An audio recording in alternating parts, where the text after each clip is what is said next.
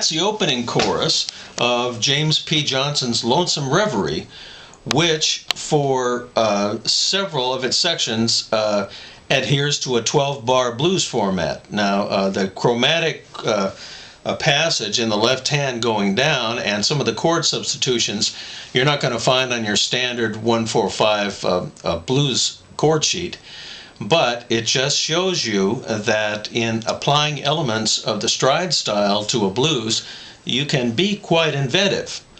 Now, we've talked many times about elements of the stride style having a very full and a very solid bass, whether it be tenths or low notes or even octaves.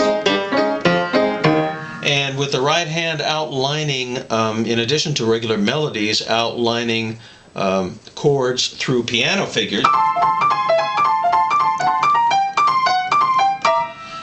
So let's see what we can do with a 12-bar blues. We'll do a slow blues and use elements of stride style in both the left hand and the right hand.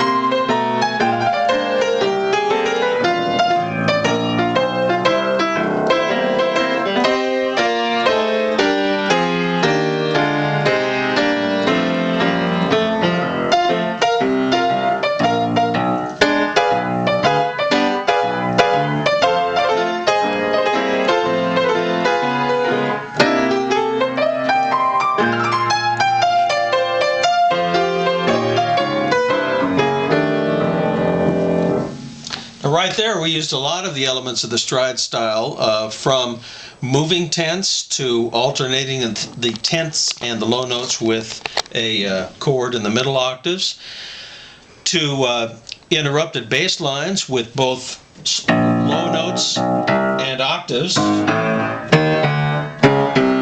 And the main thing is keeping the piece moving. And one of the great attributes of a good blues and of a good blues player is the groove and the drive that you establish that keeps the piece alive, and literally that makes people want to clap their hands and tap their feet.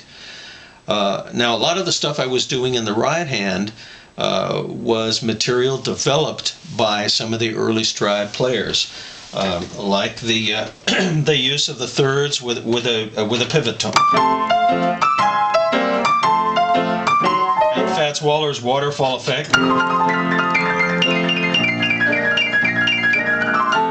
and And then stuff developed even earlier from U.B. Blake with the rolling octaves in the left hand.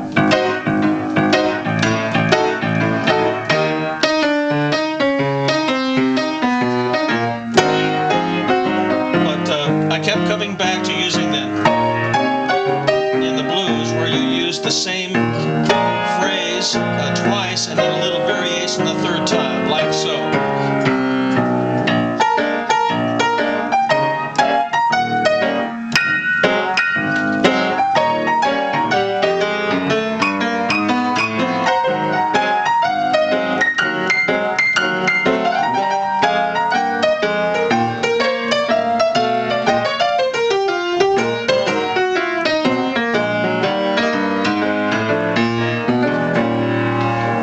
One thing that you're going to find blues players doing, and all of the major early stride players, Johnson, Waller, Ellington, Basie, Cliff Jackson, Willie the Lion, all could play the blues in its many forms. Johnson, as a matter of fact, was the accompanist to Bessie Smith in a lot of her blues recordings in the early 20s.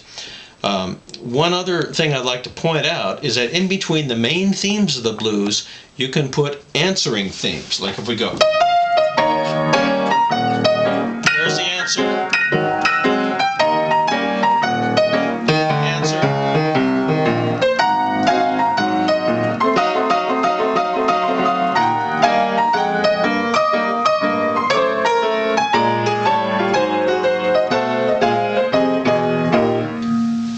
It goes back to the call and response patterns of church music way back before the turn of the 20th century, where the pastor would say something and the crowd would answer him, etc., and it went back and forth like that.